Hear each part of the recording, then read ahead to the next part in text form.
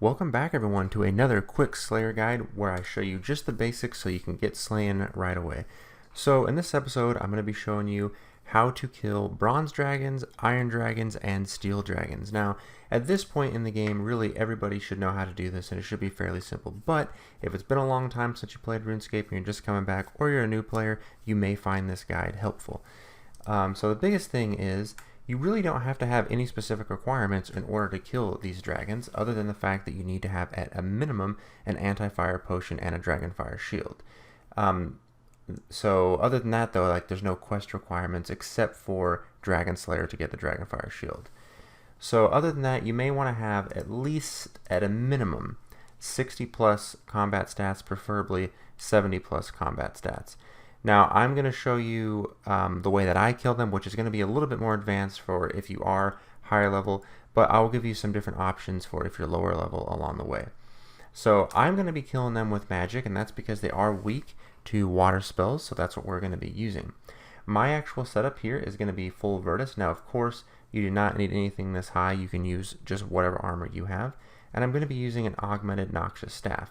Now if you are using magic to kill them, and you do not have access to make the super anti-fire potion with herb lore at 85 herb lore, then you're going to need to have a shield and use a wand, in which case just find whatever the highest level wand is that you can use at your level, and that should be fine. And then you just want to find the highest level water spell and use that. I'm going to be on Ancient Magics using Ice Barrage, and that's just because that's what I prefer to use. So other than that, as far as a necklace, so if you don't have the Demon Horn necklace, obviously put on just the best type of necklace that you have, Amulet of Fury, Blood Amulet of Fury, Amulet of Souls, whatever it is that you have and you're using. Now the reason I am using the Demon Horn necklace, which you can get from the Dungeoneering Rewards Trader, I think it's 75,000 tokens, I could be wrong on that, but the reason I'm using that is because I have the Demon Horn necklace and in my tool belt I have the Bone Crusher, which you can also get from the Dungeoneering Rewards Trader. And what that's going to do is every time a bone is buried, I'm able to get prayer points restored. And so what that's going to do is as soon as I kill the dragon, the Bone Crusher will automatically crush the dragon bone, and then I have the Demon Horn necklace, which will automatically give me prayer points, essentially allowing me to keep my prayer on the entire time I'm there without ever needing to use a single prayer potion. So it's extremely useful. So you obviously want to make sure you bring the runes that you're going to need to cast the spell. I'm going to be bringing an overload potion with a prayer renewal. If you don't have the ability to make an overload, just bring a super magic potion, or if you're using melee, go ahead and bring a super attack, super strength potion, super defense potion, whatever kind of potions you feel that you need. The number one thing is you either need an anti-fire potion and a dragonfire shield, or you need to have a super anti-fire potion if you're using a dual wield weapon, not dual wield, sorry, a two-handed weapon. So that's the most important thing. Now for the way that I'm training, I'm going to be bringing an aggression flask, and what that's going to do is as I drink it for 6 minutes, it will make all creatures near me aggressive. That way I can kind of AFK them. If you're a lower level, you definitely don't want to, you may not want to bring this. You don't want to go try this out for your first time. But as you get higher up, they're extremely easy, and it's nice just to have some AFK Slayer tasks where you can just kind of chill and take out a whole bunch of them. Other than that, I am bringing a pack yak. I have food in it like I always do, but I'm not going to ever use it for this. I mainly just use it to bank items. Another option of something you can do is bring a spring cleaner, and that'll help destroy any kind of salvage you get and either high alch it or turn it into parts for invention. So that's pretty much it. So now there are two main methods I use to get there. So the first method I'm going to show you, which is using the lodestone.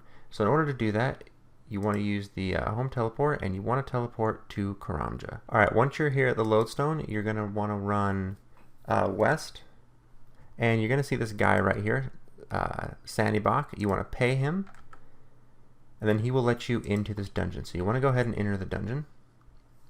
Once you are in the dungeon, just run straight, and you're going to want to chop down these vines right in front of you.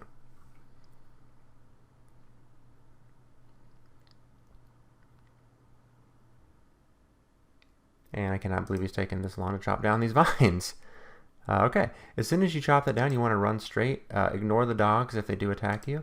And you're going to want to take the second entrance and just follow it around and you're going to get up here past a moss giant, and you're going to get to a little agility obstacle. You want to go ahead and cross that.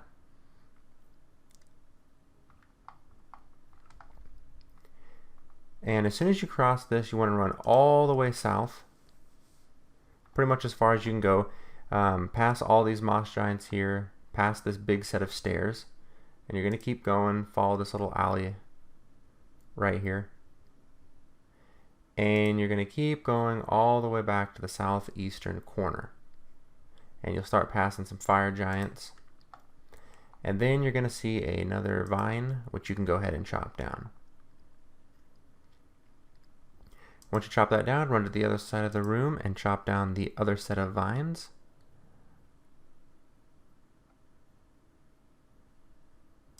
And as soon as you're here, just run in a little bit and then head south. And this room right here that we're entering, you're going to find steel dragons and iron dragons. And you're going to be able to easily take them out. There's multiple of them depending on which one you are looking for. Now, I wanted to just kind of show you the map. This is where we are. To get to the bronze dragons, you'll see you just have to run right back up and then into this room here. So, just to show you that, you just run right back down here if you're going to bronze dragons. And instead of turning into this room when you got here, you would have just kept going east. And in here, you will see the level 86 bronze dragons. So that's how you get to them. Very, very simple. Now, I will show you another way, or another area to kill them. So inside this area here, like I said, you kind of got a mix. You got some iron dragons, you got some steel dragons. However, you can enter these mysterious ruins, or this mysterious entrance, if you have a high enough dungeoneering level. So you can go ahead and click on that, and it'll teleport you inside. Now, something else that is very useful, and I'll go ahead and show you, if you have 99 dungeoneering and have the dungeoneering cape, you can activate your cape, go over to the second tier, and look down here and you'll see Brimhaven Metal Dragon Dungeon. Now this is a super easy way to get here, and I'll show you why. If you go ahead and activate that, it will teleport you right here into the Brimhaven Dungeon, right next to this resource dungeon. So we'll go ahead and enter here. Like I said, this is the preferred place for me to kill them, and I'll show you why. As soon as you walk into this room, you don't have bronze dragons, but you do have steels and you do have irons. And this guy is currently here, so let me go on ahead and just show you on the steel dragons. So you'll see there's a lot of them grouped up. So what you want to do is go ahead and pot up, drink whatever potions you made. Go ahead and get your prayer turned on. In this case, I'm going to be using my magic. Go ahead and attack them. Drink your adrenaline. And what you're going to find out here is you can literally, completely and totally AFK them, depending, of course, upon your level. So it really is pretty straightforward. Now, again, if you are a lower level here, you probably are not going to want to bring the aggression potion for your first couple of times until you get used to killing these guys. But the biggest thing is, what you're going to notice here is that you're pretty much invincible. And so really all I do is use my regular abilities thresholds. You know, like I said, these guys are pretty simple, to be honest. They're really straightforward. They either hit you with melee or they're going to hit you with Dragonfire, and since we're immune to Dragonfire, we're not going to really take any damage at all. And basically, you can just sit here in AFK, and you can make, you know, upwards of 200 to 250,000 combat XP per hour, completely and totally AFK. So it's a pretty nice spot. They mainly drop iron or steel salvage. You can get some dragon items like dragon plate legs, dragon plate skirt, and different items like that. But overall, very, very straightforward.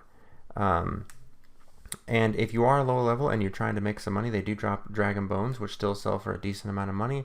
So you can obviously get those and bank them.